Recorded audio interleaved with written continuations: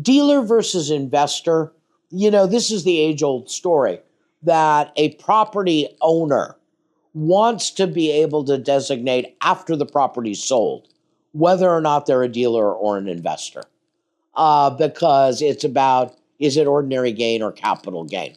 And 9 factors long been used for those purposes of determining, are you an investor or are you a developer? Robert Giorgio was clearly a developer. That was what he did. He was a developer of real property. He bought and sold distressed properties. He also was involved in selling mortgage-backed securities. Seems like he didn't have much of a good reputation for reporting income on his tax return, however. And so for the 3 years in question that the IRS audited, they uncovered, not through help from Robert, they uncovered by doing, a cash reconciliation, what they determined to be about $11.5 million of unreported income.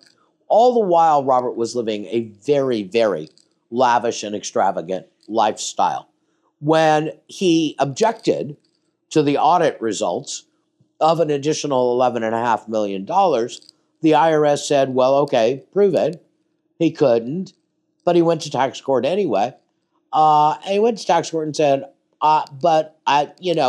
there's stuff that on these bank transfers that are just transfers between accounts. That's not really income.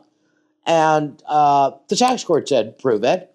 And his only defense was, I can't prove it because all my books and records are under subpoena to the SEC and they have them all.